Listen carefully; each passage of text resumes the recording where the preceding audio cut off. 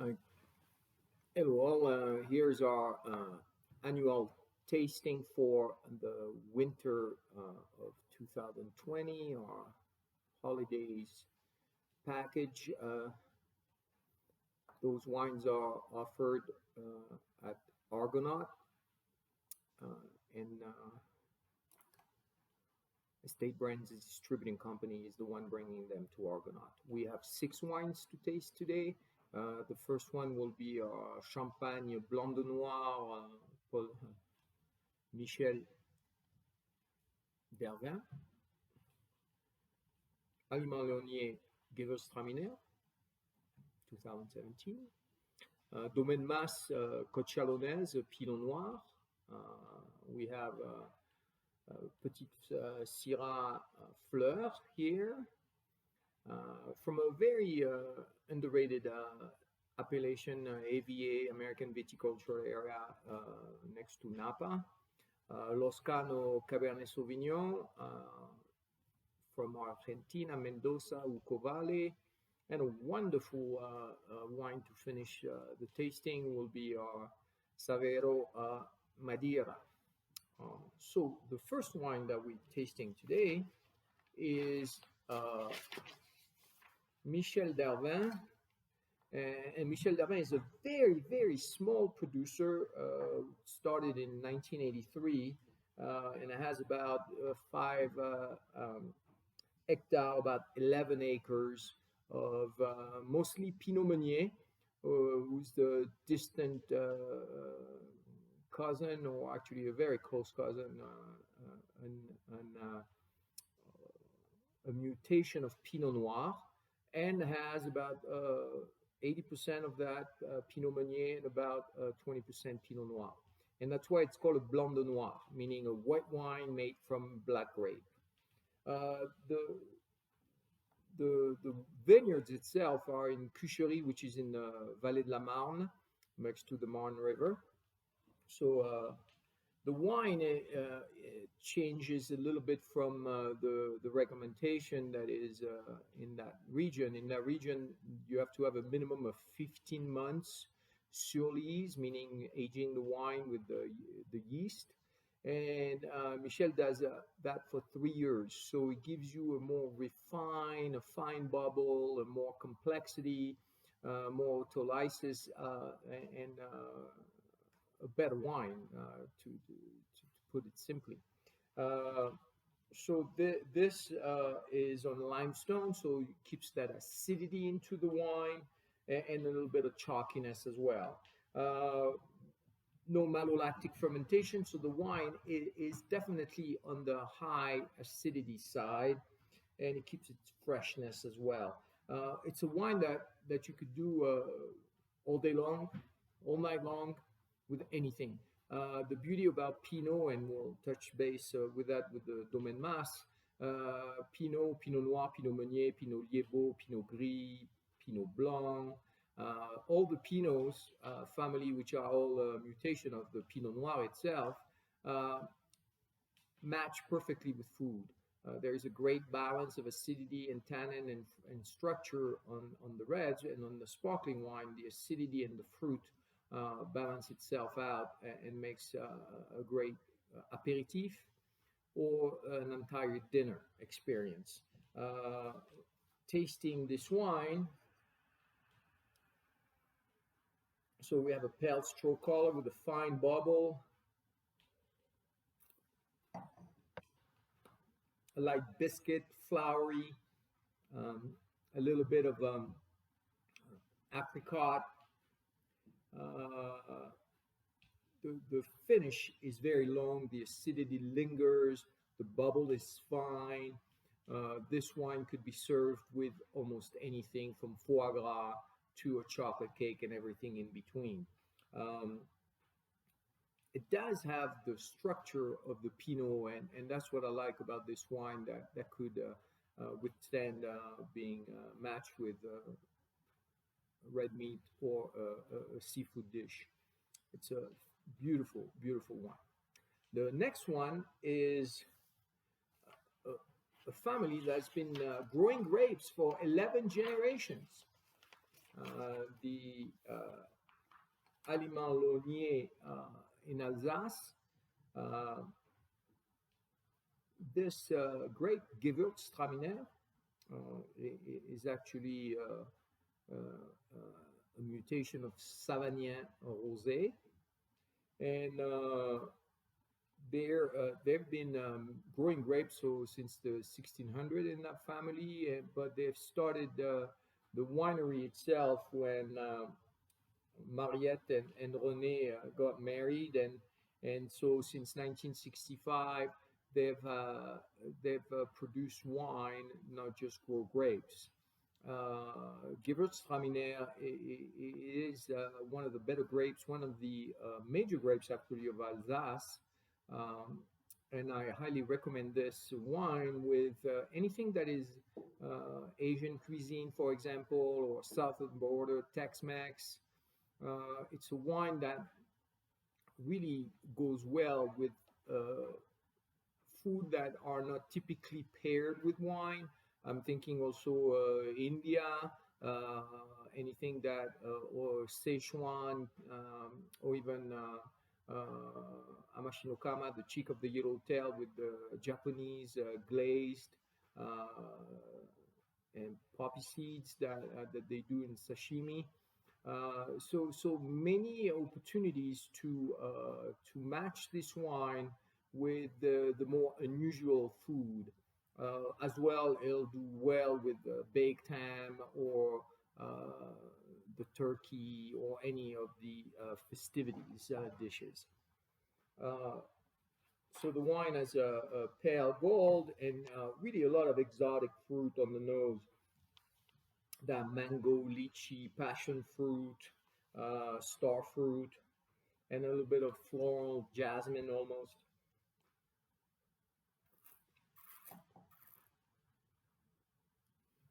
The wine is dry, acidity is minimum, and all that exotic fruit that earlier mentioned from the lychee is the one that dominates, but mango and passion fruit are right there with the floral component. This is grown on granite. The the way that they harvest is sustainable and grow the grapes. So that's one of the things that a lot more wineries are going for by using less and less chemical product or byproduct and just sticking to what the wine is showcasing. I really enjoy this wine. It's a wine that I could sip on for brunch or have a full-on dinner with that. Even on, if you want to go on the classic choucroute alsacienne, which is the sauerkraut of Alsace with all the pigs trimming, that would be a fabulous pairing, so to speak. And or just as an aperitif, this is one of my favorite wine. I think that the next wine also is a fabulous holiday wine because it will satisfy everyone at the table.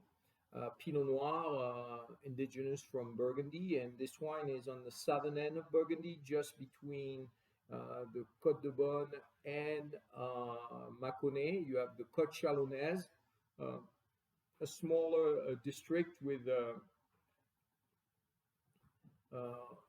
limestone subsoil, and the beauty of this wine in particular is that the vines have an average of 55 years old, so the quality of the juice is exceptional. The Domaine Mas was started in the 19th century by Claude, and today they have about 25 acres, and they're specialized in Pinot Noir. They produce the Côte Chalonnaise is basically right the center of that Côte Chalonnaise area is Givry, and I think that that really showcase well the Pinot Noir in that area. Fabrice Mas, the current winemakers there, was voted the best young winemaker in 2007, and since then has demonstrated over the years the high quality that this wine is. Uh, Everything is done by hand. The harvest, the tree, the tree is basically they sort out all the grapes by hand before they crush, removing anything that is not up to standards for them. They only use remontage not to extract too much tannin from the skin, and they barrel age it for 1 year, and one third is new French oak Limousin.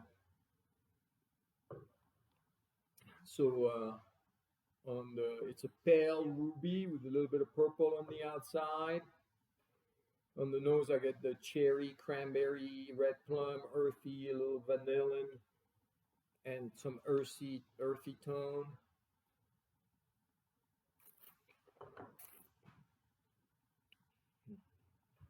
The wine is dry with a medium acidity and medium tannin, um, with a good structure though, with some mushroom leather, earthy, and the red fruit coming back with a bright acidity, and that's a beauty with Pinot Noir. Where from that region, you get the acidity, you get the tannin, you get the fruit, all that balances itself, and that could go really well for the classic holiday dishes, from your baked ham to your turkey to maybe goose, or going a little more on a mushroom sautéed rabbit. So you can do a lot of different things there. Obviously, charcuterie, cheese platters. This wine definitely deserves a good look at.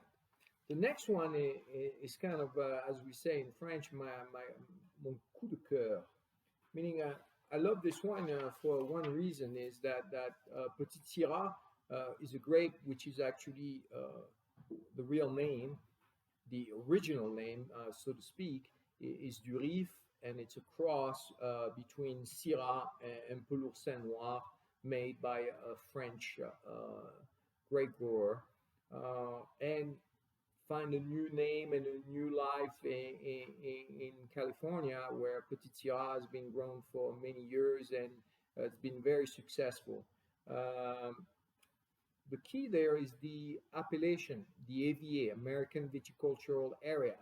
And this particular wine comes from a very underrated and small area called Swenson Valley, which is east of Napa, right by the San Pablo Bay and the Swenson Bay. So right there, you have that little pocket of 15,000 acres, and they only grow on 3,000 acres of vines in that region. It's region 3 with about 3,350 degree days, meaning the accumulation of how much sun they get through the growing season, which makes it a really, really good area to grow grapes. But not many people know about it, and unfortunately for that, and that actually that American viticulture area has been in place since the early 90s, in 19 I'm sorry early 80s, 1982 to be precise. It's the 12th American viticultural area to be recognized, so really on the pioneer beginning of things in the California wine industry, but hasn't gotten the recognition that other areas have done over the years, and Petit Syrah is doing really well there. So this particular wine, I think, has a ton of structure that could really do well with the game, lamb, prime cuts, prime rib, or a dark chocolate cake, or even a plate of charcuterie cold cuts. So it has a deep ruby color on the nose. We got dark fruit, black currant, pepper, spices, almost cacao.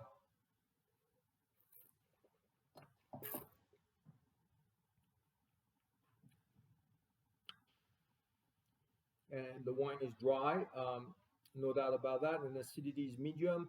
Tannin, the structure is showing a medium plus tannin. Those dark fruit, that vanilla, the black pepper, the spices, everything is showing. Um, really a delicious wine that deserves a really nice, rich, maybe some type of wild game. I'm thinking maybe a wild boar stew or a rich rack of lamb with a demi-glace red wine sauce that we can use that wine with. Really enjoyed this particular wine. It really hits the spot for me. Now, the next one is we're traveling a little bit. We're going to Argentina. Argentina has been at the forefront of grape growing for many centuries with the immigrations of Italians, Spaniards, French throughout South America that have developed vineyards. And they have one of the better spots right by the foothills of the Andes. And for us Coloradans, we know about foothills. This actual Los Cano is a Cabernet Sauvignon Grand Reserve 2018. And um, this particular wine, the grapes are grown in Tupungato, which is a small district within the Uco Valley, which is part of the larger area, which is Mendoza. And Mendoza, just to give you that area produces about Mendoza produces about 70% of all the wines in Argentina. So really a great growing conditions in that area. So you had the foothills of the Andes, and over the years, the technology has evolved in that region, providing better wines. This is a Capsule that is aged for 12 months in French and American oak. There is a little bit of Merlot in it, about 13% of it. And there is that richness, of course, the alcohol content, the high elevation, that particular area goes in between 2,800 feet to 5282, and which is basically Denver. So it is the high altitude vineyards that keeps the freshness, the acidity, the fruit, but also gives you a great exposure to the sun, being closer to the sun, and gives you a great ripeness of the grapes. The This wine, so a deep ruby, and we can see a good amount of tears legs there, showcasing the alcohol content. Yes, and this wine has a wonderful fruit forward, a rich raspberry, blackberry, black cherry fruit on the nose, with a little bit of kind of a truffle, oaky spice.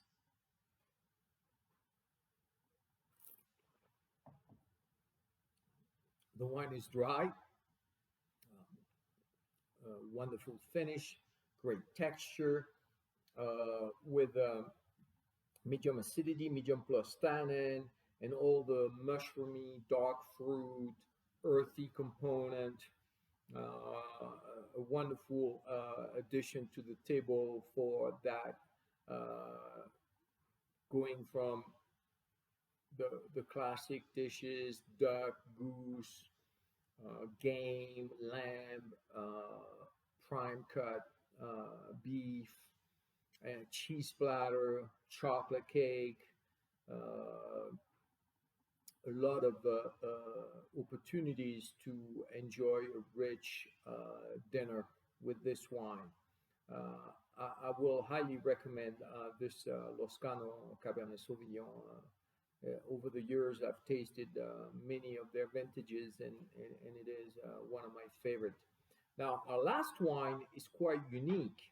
Our last wine is the Madeira. Madeira is a fortified wine from a small island that belongs to Portugal, that is off the coast of Morocco in the Atlantic. And that island is actually basically a volcanic island, and on the southern end of the island, that's where Savero is situated. Uh, just a few words on what is Madeira. Madeira is a fortified wine that comes in many styles. The grape for that particular wine is called Tinta Negra. Used to be called Tinta Negra Mole, but it's actually the real name for it. The scientific name is Molar, but nobody uses it. Everybody uses Tinta Negra. So this wine is a byproduct of what we call basically estufagem, which is a system where they cook the wine, so to speak. And they have several ways of doing that. This is the higher end ways, which is called Vino de Cantero, where you place the wine in oak barrel and expose it to heat. And by doing so, they put that in the eaves of the buildings and let it sit for 3 years, sometimes up to 20, 25 years. This particular wine was aged for 3 years in barrels and then put for about 18 months into cleaned up bourbon barrels. And then the barrels that were used to make this wine would be shipped to make scotch. So it's kind of funny. The barrel starts here in the U.S. to make bourbon, were shipped to that island in Madeira where they clean them up, store the wine in there for 18 months, and then once the wine is done, they ship those barrels to Scotland to make some style of scotch with a Madeira flavor profile. So the fortified wine, as I was saying earlier, the technique is you start fermentation and you stop fermentation with adding wine alcohol, which is at 96%, can't get any higher, and you add the alcohol to reach about 20%, 19% degrees. And you do that in a way that could that could retain the sugar or not. Let's say you could make a Madeira completely dry by adding the alcohol after the wine has fully fermented. This wine is medium sweet. So during the fermentation, at about 9% alcohol, they select to add the alcohol to it, and that stops the fermentation, keeps the residual sugar, and brings your wine to about 19%. That technique of Vino de Cantero is the best style. There's another technique called Cubas de Calor, where you actually heat up the wine. And all this process is to duplicate what was done in the past. That's how Madeira came about, is when they started shipping wine to Brazil from Portugal via Madeira to Brazil. The wine was exposed to extreme heat back in 1600 or so, and got Madeirized. And that's where the expression, when a regular wine is Madeirized, that's a fault. But when Madeira is done, that's a quality. So a little bit of history there, and then let's try this wine. So the wine has kind of an amber color. Uh, on the nose, I get that oxidized, nutty, rancio, orange peel, molasses, fig, a lot of good things.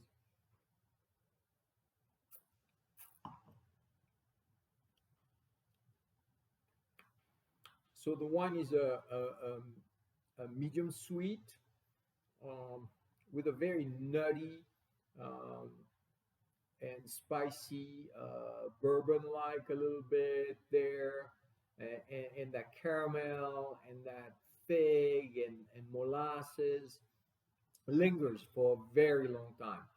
Acidity is medium to low. There's no tannin, but this one is fabulous. Remember, when you pour Madeira, 3 ounce pour max. It is a fortified wine, so just on the side note. And this wine could be matched with some hard cheeses. Also, maybe for the holidays, a pecan pie that would be delicious. Baked apple pie that would be also another thing. And you could also serve this wine as an aperitif, if you like, before dinner, to match some kind of cheese tray and nuts and whatnot. Um, and that will end our tasting for today. Uh, Remember, you can reach out to us at Estate Brand Distributing if you have any questions on the wines, and thank you for your time.